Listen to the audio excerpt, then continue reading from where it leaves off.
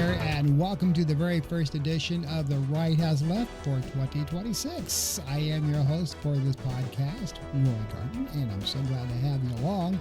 And what we're going to be doing on this special New Year's podcast is we're going to be taking a look back at 2025 and some of the things that Trump said or didn't say, and kind of figure out what is actually true and not true. We're going to have a bit of fun with that. But before we do that, we actually kind of need to get into some of the headlines that have been going on this past week, I guess we want to say that. Yeah, I guess we could say week. And what that is number one, of course, is the drone strike on Venezuela that Trump let slip out. Now, that drone strike was on a dock that was supposedly had where, drugs are supposed to be being smuggled on, or oil that's going out to places it's not supposed to go, according to the president. And so they issued a drone strike, which means they're now targeting things on the soil of Venezuela. We assume this was a CIA operation, although Trump wouldn't really come out and say what it was or wasn't. So what has happened, though, is now Maduro, who is the wonderful leader of Venezuela, he has taken upon himself to start detaining American citizens that are in his country. And so far, he has detained 5 U.S. citizens. And he said there will be more to come in retaliation of that drone strike. So, is Trump doing the right thing? We don't know. But we are going to be following this story, obviously, as we always do, to see what, is going to be becoming of it. And it's just, whether the thing is going to be ramping up for 2026 with Venezuela, I'm sure it's going to be, and Congress is going to be getting involved because Trump is doing all of this without the approval of Congress because he says that Venezuela is doing drug running and that the drug runners are all terrorists. And so far he has destroyed 30 boats with these boats alleging to be having illegal drugs on them. We have not seen any proof of such. We're just going on his word. So we're going to have to wait and see what happens there. The other great news that's going on, of course, is this gentleman, the new mayor of New York. He just got sworn in to a very large crowd that has gathered for his inauguration, one of the largest ever. In fact, they ran out of seating for Zarahan here, and he had a great speech. And, of course, Bernie Sanders was there along with AOC, among other dignitaries that was there giving speeches upon his an inauguration. And a lot of people, of course, are going to be having questions as to whether or not his method, I guess, for lack of a better word, that he's going to be using, since he is using some of the same tactics that Bernie Sanders uses, socialist tactics, if that's what you want to use. But his big program, of course, is to get reduced housing and get more help for the people of New York City and bring prices down. And, of course, one of the ways he wants to do that is, of course, start taxing the upper 1%, which I don't have any problem with, is because if the rich got so much money, they can afford to be taxed a little bit to give back to the support the people that don't have the same means as they do. This idea, I'm rich, so the hell with you, is not really, fair, because those same people don't have the same resources that the wealthy do. Some of these people have, inherited a lot of things, their wealth. Others have, I know they worked very, very hard to get where they're at, and that's great. But when you don't need all of that money. I've got so much money, I just need to make more, and I'm not going to share it with anybody. That's not really the way to go. So we'll have to see what happens. What is interesting about this is, you now have a Democratic mayor for New York City. You now have a Democratic mayor for the city of Miami, and things are starting to change. All right, so not so many people are getting on board with what you have seen with, the Trumps and his policies. The other late-breaking news before I get into my little show here is, of course, the Supreme Court has ruled that Trump can no longer deploy National Guard troops to cities. They have finally come out and said that, what you're doing there, buddy, is not so cool. So he has reluctantly signed off to say, I'm not going to be deploying any more troops to any cities. That includes Los Angeles, Portland. However, he is going to continue his attacks on the state of Minnesota.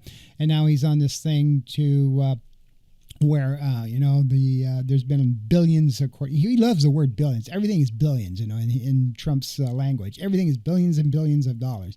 Anyway, it has been misused for the appropriation of child care in the state of Minnesota.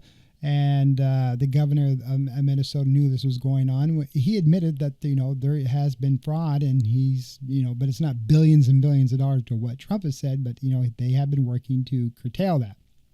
And, of course, Trump wants to attack the religious organizations in the state of Minnesota and think that they all are the ones that are involved with it, and they're smuggling all that money out for terrorist organizations. And, my God, it just goes on and on and on. So, anyway, let's get into our special New Year's podcast for 2026, my first podcast for the year, and take a look back at what has been going on in 2025 with the Trump administration. And I'm going to have a little bit of fun with this. So, and this podcast might be a little shorter than my typical podcast that I do, but let's enjoy going back to 2025 and the Trump administration. All right. So Donald Trump assumed the presidency in January of 2025. His administration immediately began implementing the America First agenda through numerous executive actions. And rather than a single official top 10 list from the White House, which, I kind of wanted to do, several news sources and official government trackers have highlighted the following key actions and priorities of his second term in 2025. And so one of them, of course, was immigration and border security. We know what Donald Trump did with that. And southern border and implemented strict enforcement measures, including reinstating Remain in Mexico and beginning mass deportation operations for criminal aliens. And now, as we know, in the state of Minnesota, he's going to start picking on the Somalis there because they're all, terrorists and crooks, and they're involved with all of this child care money, and they're smuggling out to support terrorist activities, according to Trump. And so that's why he's doing that and freezing child care funding for everybody. So, because of the Somalis, it's their fault. All right. So, and of course, he deployed the National Guard troops to tighten up the cities. And of course, that by the Supreme Court just ruled just days ago that that's illegal, that he has to stop doing that. Regulatory reform. Let's talk about that. So Trump launched a massive 10-to-1 deregulation initiative requiring the elimination of 10 old regulations for every new one adopted to reduce the regulatory burden of business and citizens. We all know about that, do we not? Energy dominance. Now, he issued executive orders to unleash American energy, which included withdrawing areas of the outer continental shelf from offshore wind leasing and focusing on clean coal and domestic mineral production. He wants to open up drilling off the shores of North Carolina now and off the coast of California, and we'll have to see how that goes.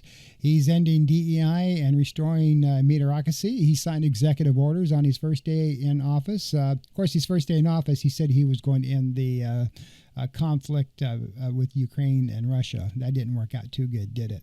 But he did sign executive orders to cut funding for and dismantle diversity, equity, and inclusion, which we all know is called DEI offices in the federal government, emphasizing merit and equal opportunity instead. Let me repeat that, all right? Emphasizing merit and equal opportunity instead. Now, to me, in my book, equal opportunity with diversity, equity, inclusion is kind of the same thing. See, Trump always thought that if you were black or if you were a minority or if you were, gay or a lesbian, the rules that were in place before he took over was you got to start giving those particular groups of people favoritism and give them a place up first in promotion and or job assignments above the typical white privilege, employee, which was never the case. That's why Trump doesn't like it. That's why Pete Hegseth doesn't like DEI in the military. He says that there's no place for gays and lesbians in the military. So this is the thing about dismantling DEI. Diversity, equity, inclusion. There's no room for everybody. It's just white privilege. So we've got to do away with diversity, equity, inclusion. Just to make sure that you're white, and then everybody else comes second. So. And that leads me to my next point here, gender and biological reality. Implemented policies grounding in biological reality defend women's sports and spaces, defining sex strictly as male or female, and banning gender ideology, extremism in the federal government. So let's pause on that one too. So, I mean, the thing with sports, okay, maybe there's some room playing there. I'll have to give them that a little bit. But as far as gender ideology, I will stop right there, because any psychologist will tell you, and yes, psychology is a real medicine. It is a real medical implementation. And any psychologist will tell you that, people who as they get into their teens and go through puberty, saying, I may be a boy, but I feel like I'm a woman, or I'm a woman, I feel like I need to be a male. That is real, true happenings. My wife is a psychologist. She has master's hours in psychology, okay? She understands this. I've taken a lot of psychology courses in college and for my bachelor's degree. It is a real true thing, and anybody tells you it isn't is full of shit, okay? So, same with people who have, guys are like guys and women who like women. It is a true emotional feeling and a true physical feeling. And same with gender ideology. It's the idea that, the white evangelical says, God created Adam and Eve, not Adam and Steve. That's BS. You can say all you want. It's BS, okay? People do have those feelings. So, Trump trying to force the federal government on people's individual rights to be what they want to be is it's illegal. It really, really is. So moving on with trade and tariffs, utilize tariffs extensively, including a universal reciprocal tariff on all imports, which the administration credits with resolving global trade disputes and generating significant revenue. Healthcare and drug prices. All right, I'll give Trump one off on that. He is working to, and getting drug prices down. However, as always with Trump, there's always a catch. Starting in this month, these drug prices are coming down, and the agreement they have with the drug people to lower their prices to where most favored nation pricing. Trump's creating a website called Trump RX, and these people have to put their drugs and their products on Trump RX. This is his answer to healthcare. You buy them from me and my family with my website. We'll give you great prices. You don't believe me? Look it up. You think I'm full of BS? Look out for Trump RX coming soon to a website near you. So he struck agreements with pharmaceutical companies to lower prescription drug costs for Americans, aligning prices with the lowest paid by other developed nations. With the agreement, the drug companies, as I said, use Trump RX, which is going to be deployed here very, very soon. Public education reform, signing an executive order to begin the process of dismantling the Department of Education, which has already happened, shifting functions to other federal agencies, and returning control of K through 12 education to states and local leaders. Why is he doing that? Here's another thing. Again, it's money, folks. It is money. See, now you've got all of these red states that want to put, private education, charter schools, for lack of a better word, into public education, and make funding for charter schools available there too, because charter schools is a for-profit organization. All right, so, and you've got a lot of Trump's old cronies. In fact, as his first administration, you remember Betsy DeVos, she runs charter schools, private schools. And so this is why this was done, folks, is so, charter schools can now be integrated into public schools, because public schools, what good are they? Charter schools are much better because they're people, my people can make money off of those. So, and that's why he's returning it to the states. Now, some of the blue states, of course, are ignoring that. But I know a lot of these red states who believe in for-profit education, private sector, charter schools, in other words. Now everybody, they can get money for that. Is so if parents want to put their kids into charter schools, that's fine and dandy. If everybody can afford to put their kids into charter schools, fine, if that's the way you want to go, so you can keep your kids out of public schools in certain areas where, maybe they feel their kids aren't getting an education, or, crime is a little higher, great, go for it. But the trouble is the funding for public schools is getting stripped away for people who do want to keep their kids in public education. All right. This is where the problem is. So please keep that in mind as we go along here.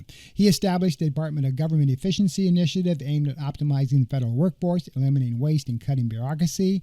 Law enforcement and crime. He focused on strengthening law enforcement and addressing crime, including declaring a crime emergency in Washington, D.C., prosecuting flag burning, and seeking the death penalty for heinous crimes. And again, I'm all in favor of supporting law enforcement and funding for our law enforcement. They do a great job in keeping our citizens protected under most circumstances.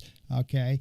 I don't have a problem with law enforcement. I used to be a deputy sheriff myself years ago. Okay. I support law enforcement 100%. And so, again, this thing with the Washington, D.C., crime was already dropping in Washington, D.C. before he deployed the National Guard there. Again, he's attacking blue states or people who are, talk against him, and that's why he was sending the troops to the states that happen to be blue states. Did you see, other than Memphis, which is in Tennessee, which is a red state, he sent he said by request of the mayor down there, he did send the National Guard to Memphis for a little bit. And I think that was just basically a show and tell thing, so he didn't look like he was just picking on the blue states. So you can read that however you want to. Now let's go into for 2026. By the way, Happy New Year.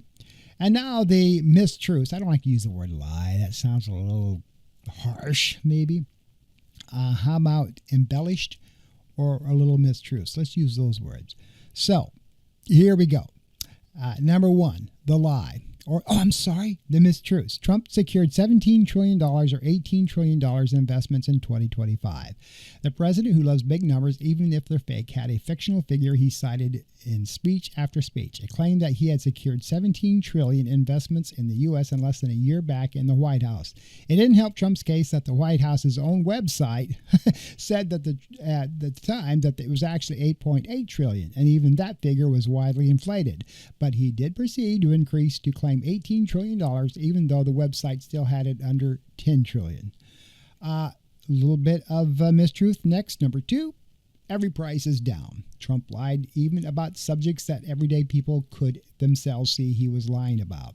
He claimed in the fall that there was no inflation, though there was inflation, and that every price is down, though prices were up on thousands of products, that grocery prices were way down, though they were up too, and that beef was the only grocery item that had gotten more expensive, though there were dozens of others. Polls showed that most Americans weren't buying his assertions. So, he likes to use the egg theory. Wholesale prices of eggs did go down, and as you know, eggs was up for a while because of the bird infantation, the bird flu, the bug. Chickens were getting sick. I can't talk. It's first of the year. Forgive me. But and so he was using that example. And so, yes, the wholesale prices of eggs did go down dramatically. That's what he was using. The real retail prices of eggs, however, dropped slightly. So, and again, this is the problem. If he really wanted to help get egg prices down, he should tell the egg production people, after they got the infestation, there you go, got it out, of the birds that were getting sick and dying, they got that under control.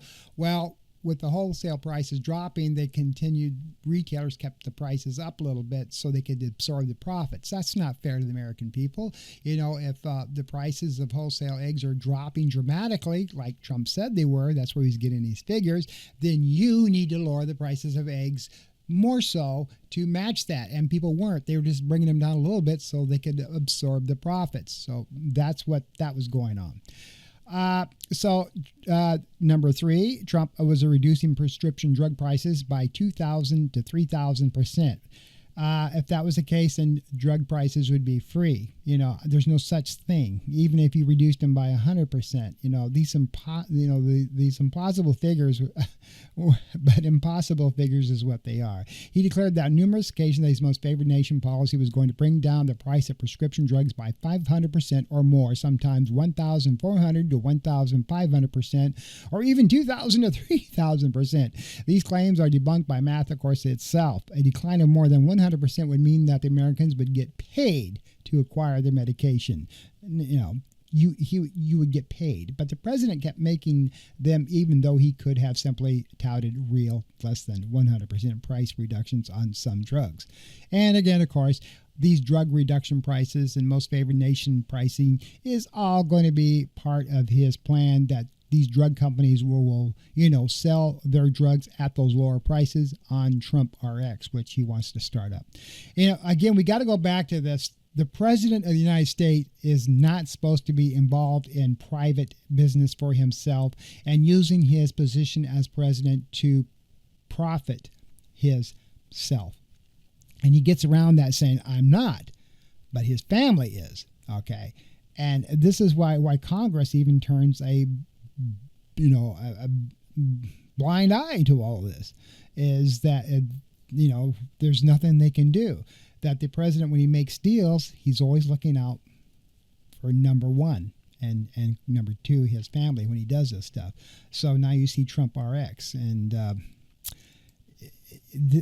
like I said, this is really technically against the law to do, but he does it anyway. All right, moving on. Number 4, foreign countries pay the U.S. government tariffs as consumer prices continue to rise, in part because of Trump's sweeping tariffs on imported products, although lately he said he is, doing away with some tariffs because he knows that he's getting a bum rap for that, in his view.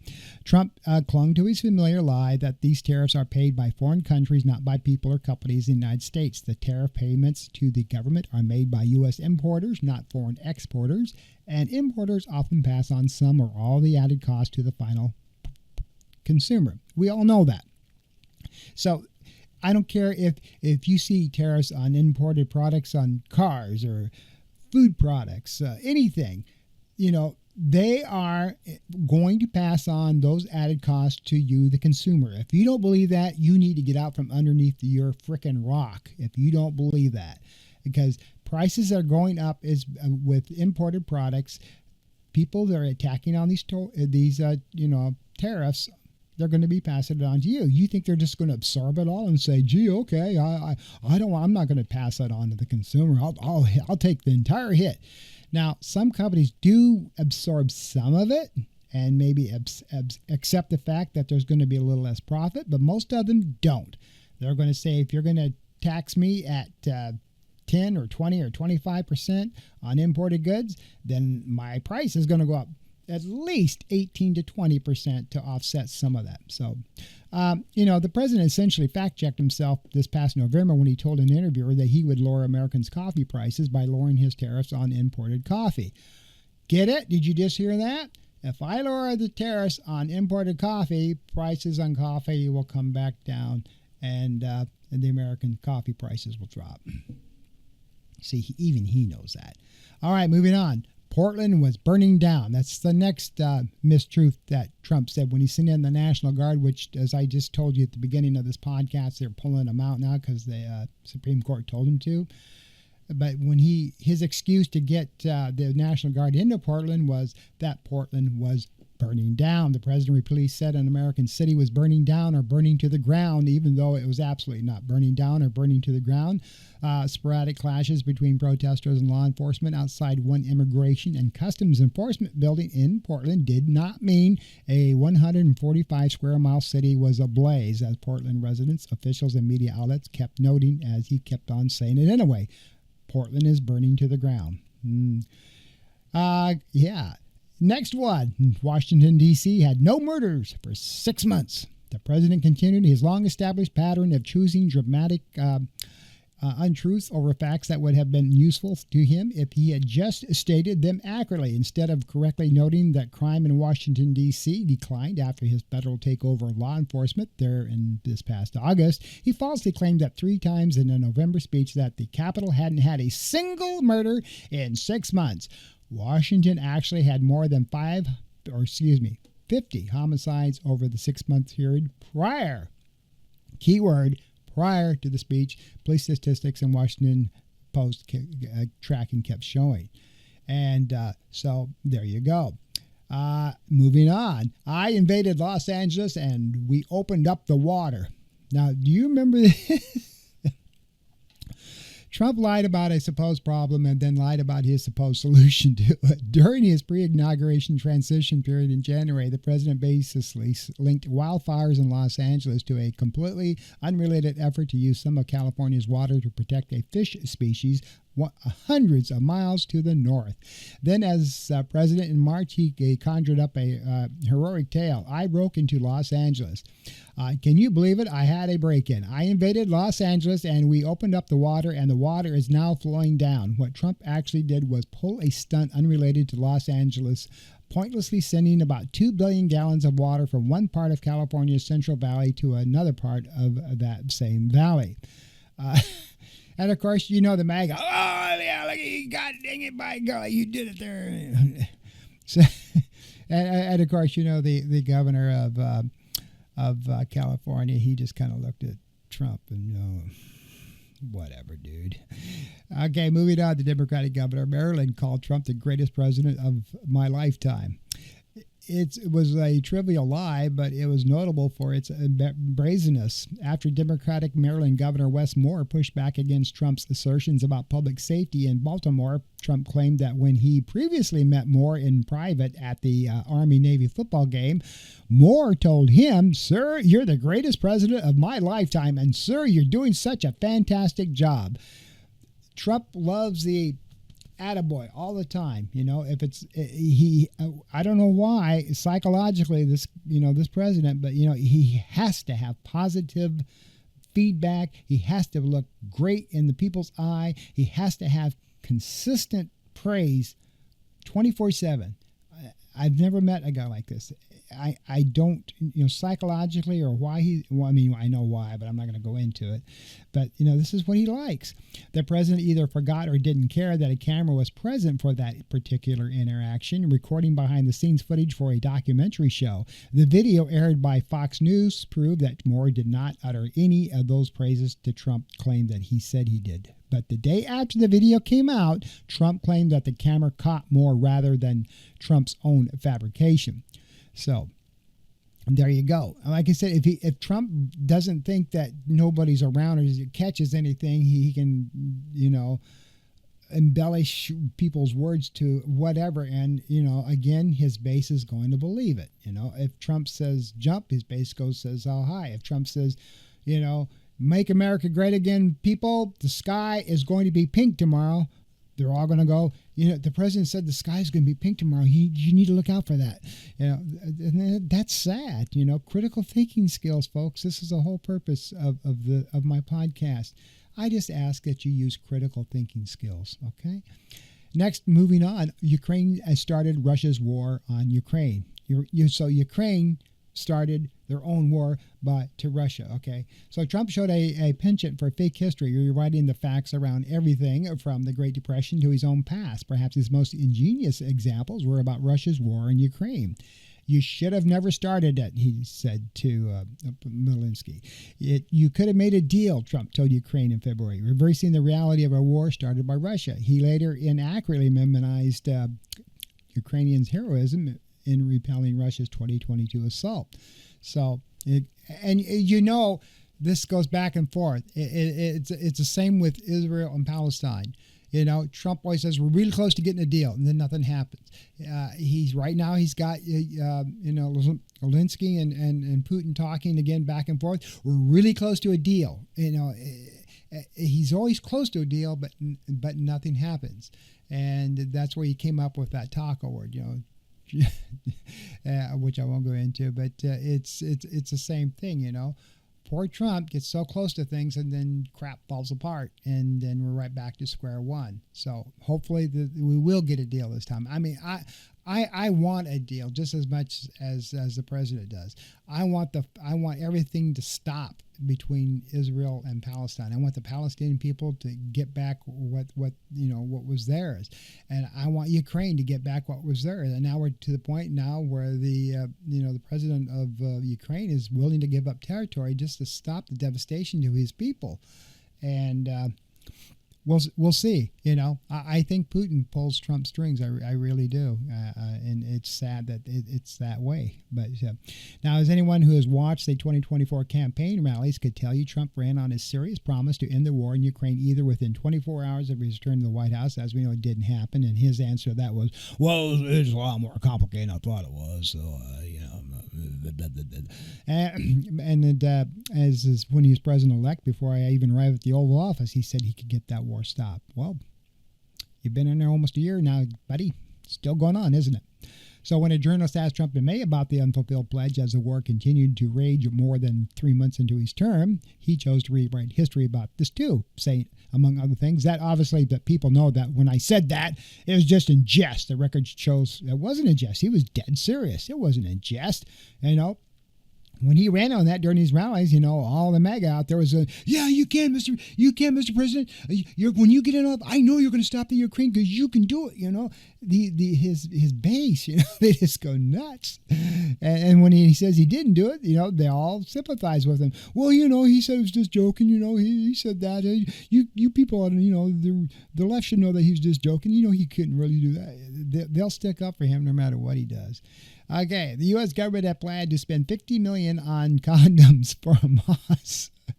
To justify his push to slash U.S. foreign aid spending, Trump deployed a completely fictional example of supposed waste. It claimed that, until he was interviewed with, the government had been planning to send $50 million to Gaza to buy condoms for Hamas, undeterred by fact checks that pointed out there was no apparent basis for the claim. He soon inflated, no pun intended here, the invented figure to $100 million. You can't make this shit up. Every drug boat in the Caribbean kills 25,000 Americans. Now we're going to be going back to what's really current here with Venezuela. Yeah, Trump said that when, blowing up these 30, it's up to 30 now, ladies and gentlemen, drug boats. That every one of those drug boats has drugs on it. It kills 25,000 Americans. We have not yet seen one iota of evidence on any of those boats. Even those who were trying to be rescued, they killed them. We had an investigation on that. The Democrats said that it was wrong, and the Republican goes, well, after watching that video, I guess, the Trump hind end kissers. But, where are you getting these facts? How do you know that every boat that they blow up kills 25,000 in America? Show us the facts. Show us the drugs are on those boats that you're blowing up. They haven't done either, have they? And, I'm one of those people like critical thinking skills. I'll believe every word you said. I'll believe every word you say if you'll show me the facts. And we have not seen the facts yet. So another entirely imaginary number in defense of another controversial policy, as Trump's military strikes on alleged drug boats in the Caribbean face domestic and international criticism because he's doing this in international waters, which technically is illegal. But he's using the terrorist clause to get around that. So he tried to convince people that every one of those boats kills 25,000 Americans. That figure makes no sense. Like I said, I don't know where he pulled that out of. Experts noted, even if the boats were actually carrying deadly fentanyl, as Trump claimed, on a route known for fentanyl trafficking, and if they were carrying drugs intended for the United States, many experts are again skeptical about that, or if they're actually coming to the United States, the total number of U.S. overdose deaths from all drugs in 2024 was about 82,000, according to provisional federal data. The own federal government's data said all deaths from drug overdoses in 2024 was 82,000. So, 82,000 versus 25,000 Americans on every boat. So, those figures don't quite jive, do they? So, and again, Trump didn't say he had no problem releasing full footage of that September boat strike, but then he started, stonewalling. Trump has been willing for years to brazenly deny having said something that he had said on camera. He did it again in December. On December 3rd, the president told an ABC News reporter that he would certainly release have no problem whatsoever of additional Pentagon footage of a follow-up strike on the military conducted in early September, which this is the footage that killed those two survivors that were clinging to that boat, and we mowed them down. So it's an initial strike on a suspected drug smuggling boat in the Caribbean. On December 8th, he falsely told another ABC News reporter that I didn't say that, then referred to ABC's as fake news, and personally started, disparaging, ridiculing the reporter who had accurately summarized his quote from 5 days ago. So, how dare you cross or say anything negative to the president? How dare you call me on the carpet on anything I say? So in turn, he starts acting like a 12-year-old and starts berating people. You're no good. You're a liar. Your whole news organization's fake. You have no business being a journalist, even though that's a journalist's job to ask questions. That's what journalism is. It's your First Amendment right to talk about things that you say or don't say. You are a public figure. Any public figure, whether you're a movie star or the President of the United States, as a public figure, you are subject to scrutiny. Okay, you got to take the medicine. You got to swallow it. He doesn't like to do that. Okay, I've never seen a man that berates people as much as he does if he doesn't get his way. He's like a child, sometimes in a sandbox. He likes this those with the most toys wins syndrome.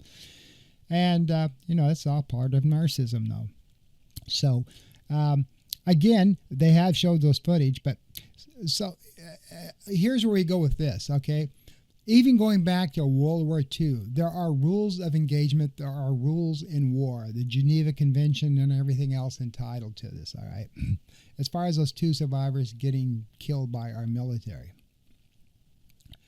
If you even go back to the war in Japan, the war in Germany, when we shot down boats or blew up boats in World War II, I just use that as an example.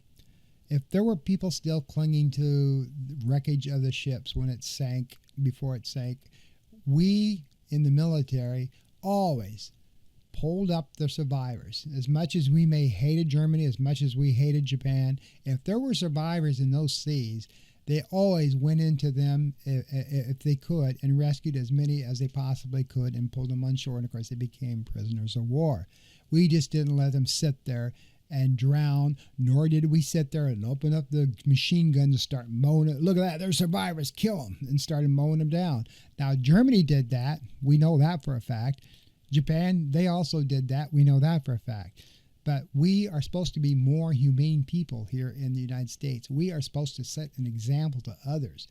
We are supposed to be, the people that have compassion. And to do what they did, this is what's making us all, questionable. Moving on with my list, numerous foreign leaders emptied prisons and mental institutions to send their most undesirable people into the United States. Trump has said that. This is why he's having this war on immigration. Every single illegal immigrant crossing those borders, they come from mental institutions. They're murderers. They're rapists. They're terrible people. Every single one of them needs to be returned back to the States, and we're going to ship them back. I don't care if they're U.S. citizens or not. So, again, if you got one rotten apple, they all must be rotten apples, in his opinion. All right, and we've already seen that by the immigration, by ICE arresting 3,000 people a day, and of all those 3,000 people a day that they're arresting, hardly any of them are what Trump is saying. Okay, they may have overstayed their visas, they may be here illegally, but they're hardworking people, and They have families, they have jobs.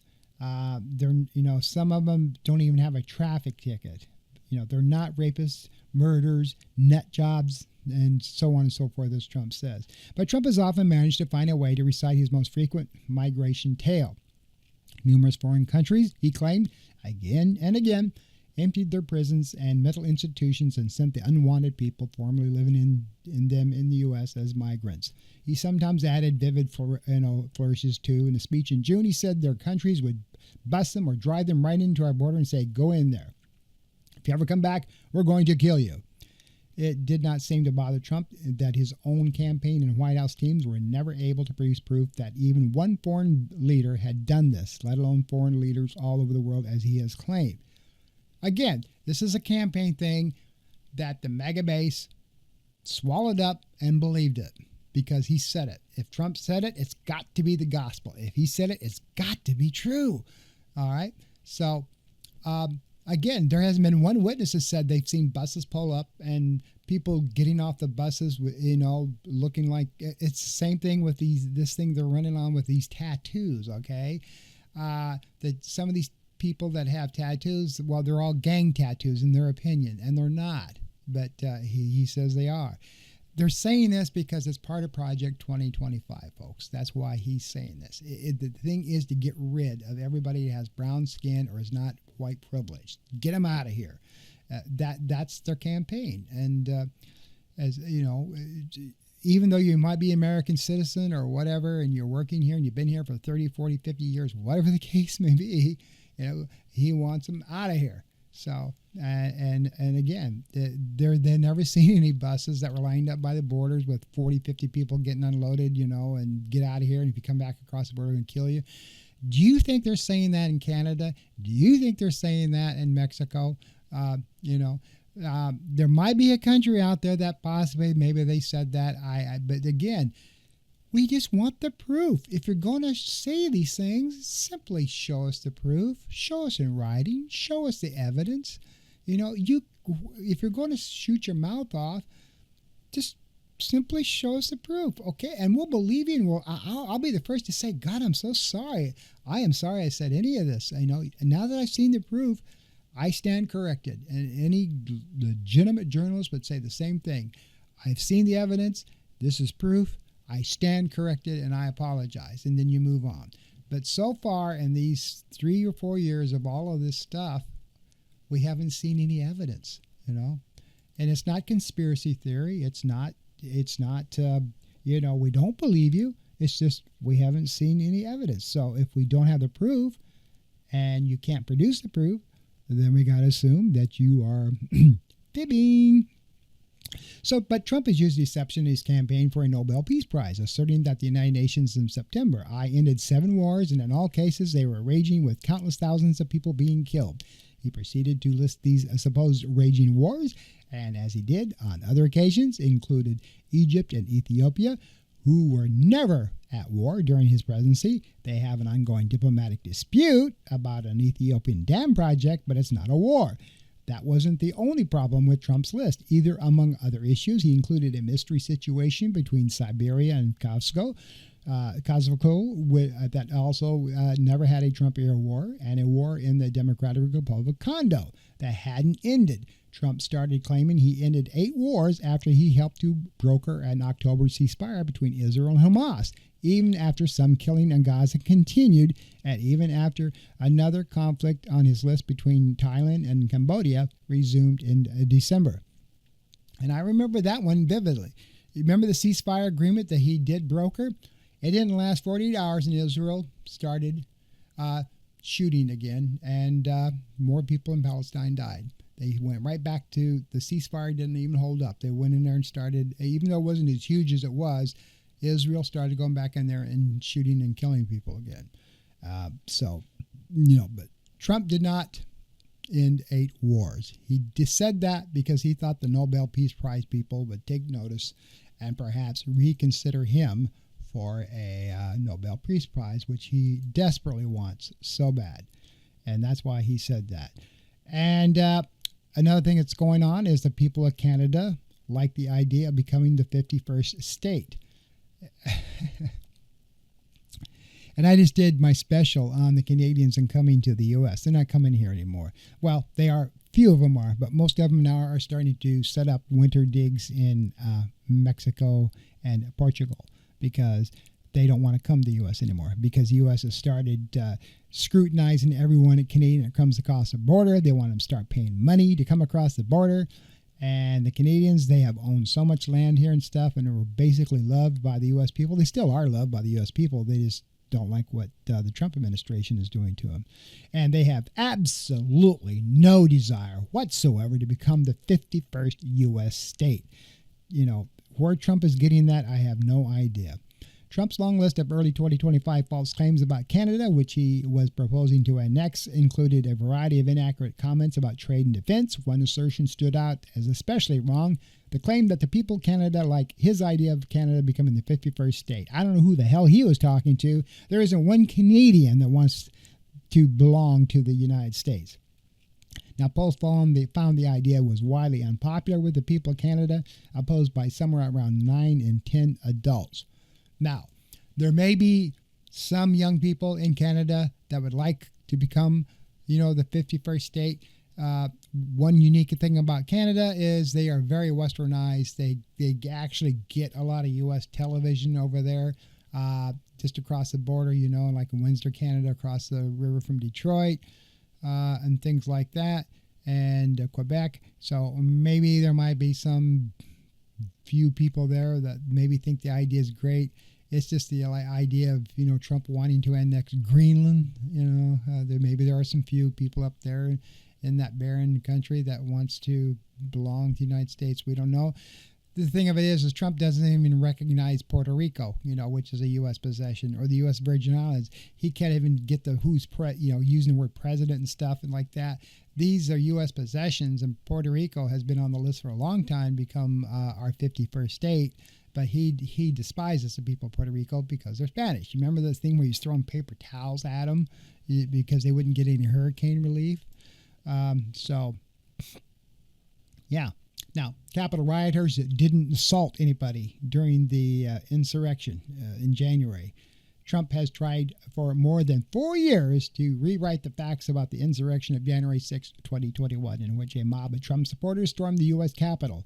This year, after granting clemency to the perpetrators, Trump claimed that the people that went down there, they had no guns, though multiple rioters did, in fact, have guns. That rioter, Shelley Babbitt, was innocently standing there. They even say trying to sort or hold back the crowd when she was killed by a Capitol police officer. Though the video evidence clearly shows she was shot as she was trying to climb through a broken window to the Speaker's lobby outside the House of Representatives, and perhaps most irregularly, that rioters didn't assault, though video after video and trial after trial made very clear that many of them did. But, because they were out there supporting him, they're all wonderful, great patriots. So, that's Trump,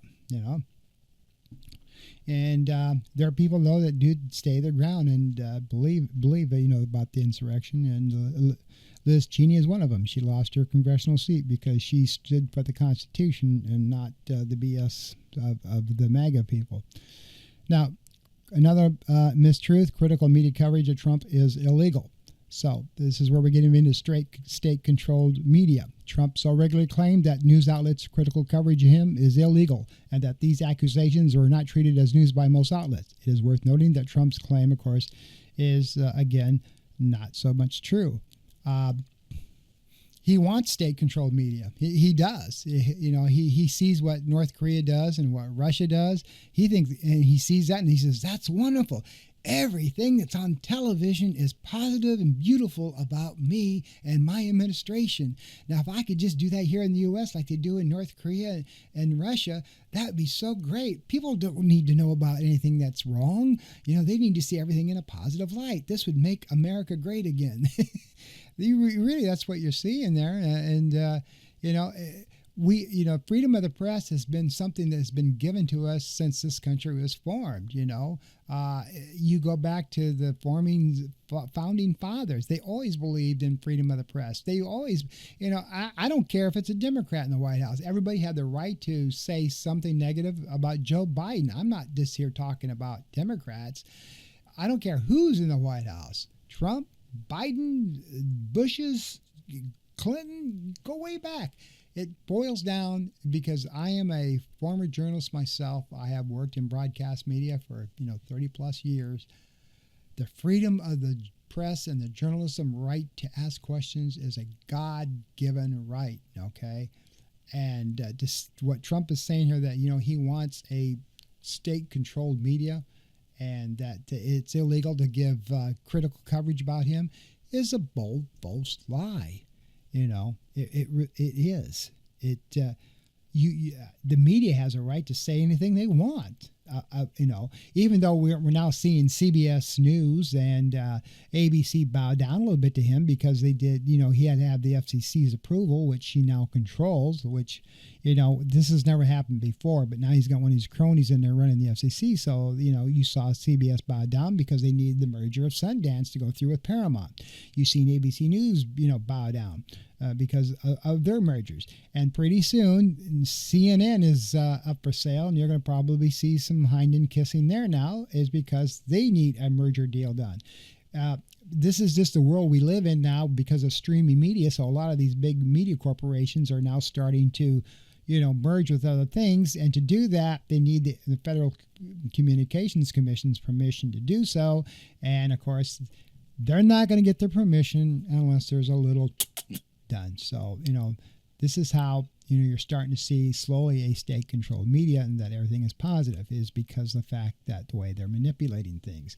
Never thought I'd see this happen in my lifetime, ladies and gentlemen, but here it comes.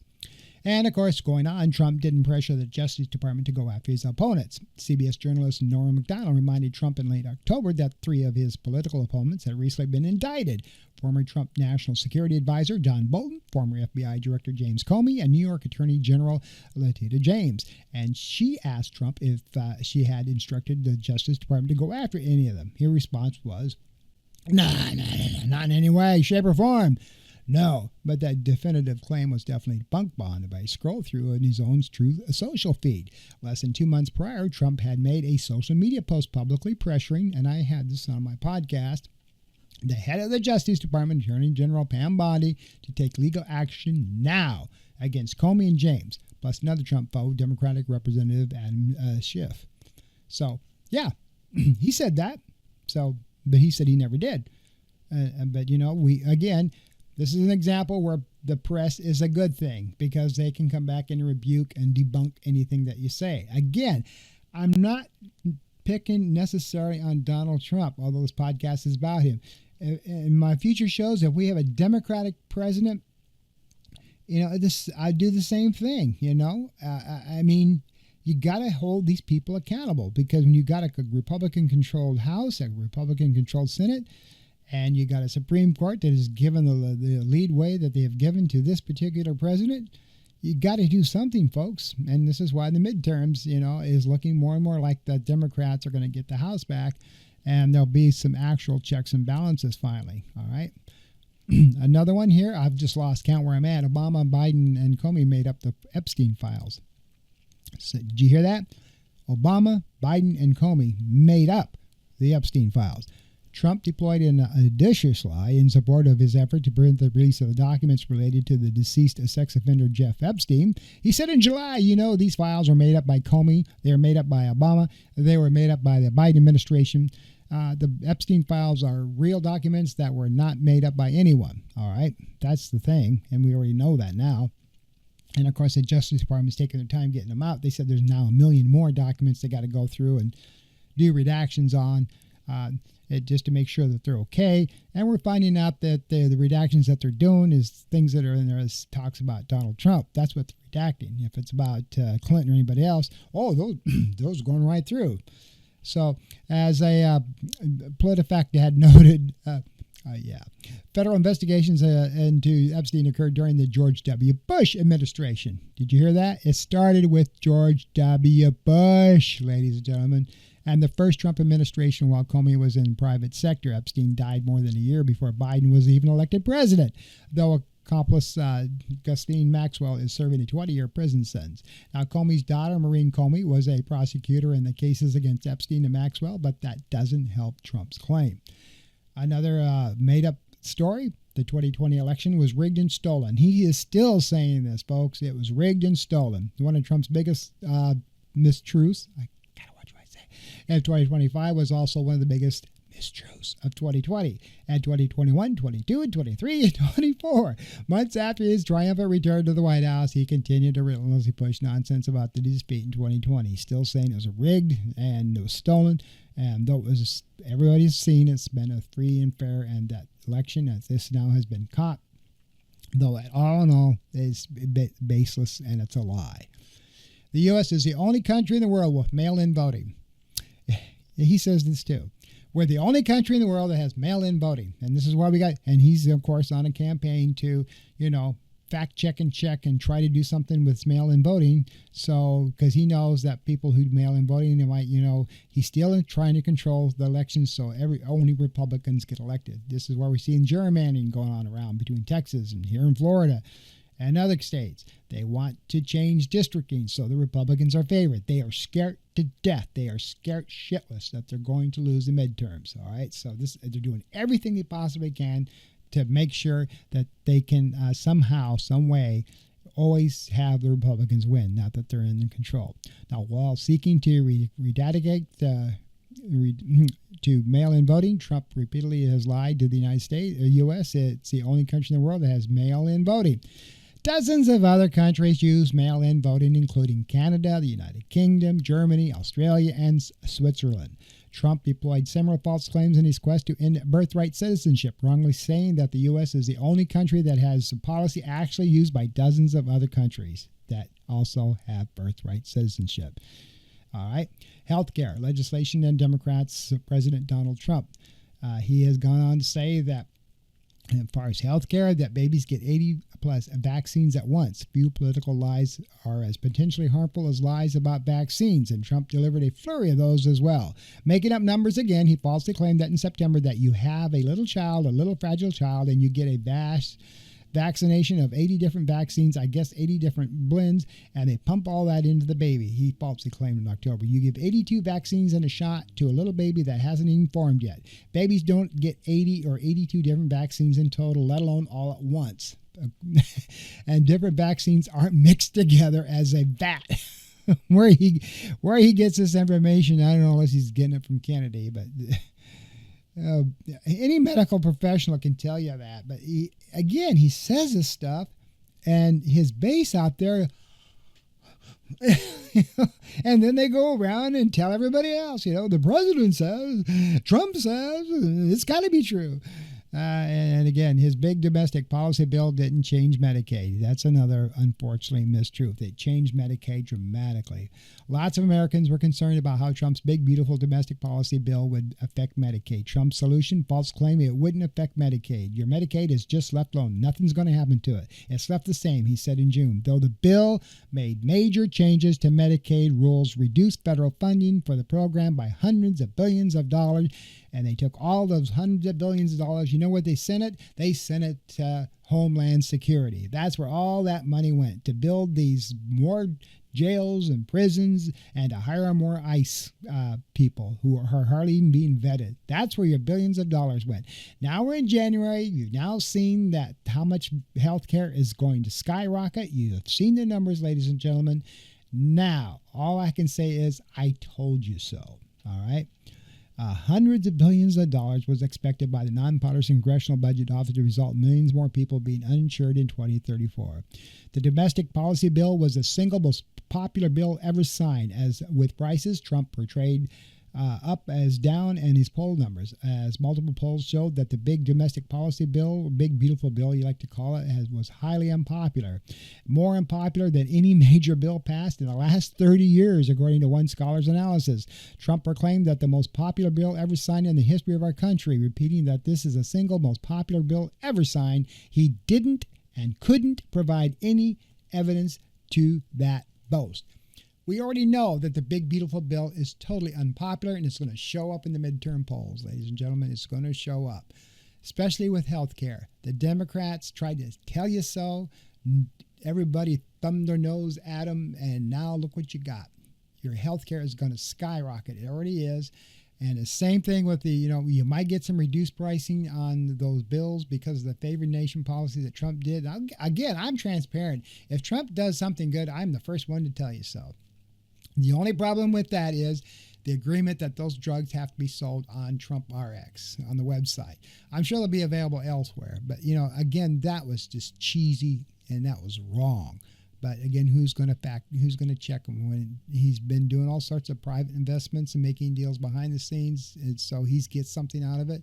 So he's set for life when he gets. Well, he's already set for life, but when he gets out of office, he's going to have all these things.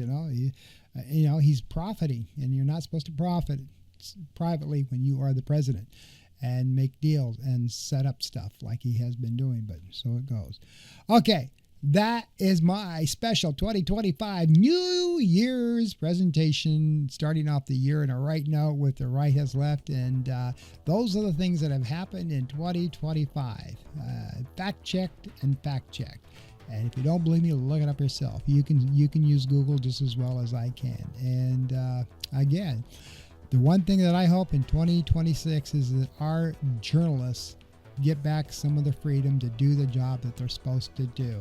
The same job as when I was a journalist, you have the right to question and fact check anybody and everything. And it is not illegal to say negative things about anybody, whether you're the president of the United States or an actor or a public figure. Anybody has a right to be questioned. And that was why we have the press. Whether you're a Democratic president, whether you're a Republican president, I don't care who you are. The press has a right to question you and make sure you're doing your job. Okay? All right. You try to have a good week. Until next time, this is Roy Garten. Thank you for tuning into my podcast, The Right Has Left. Take care.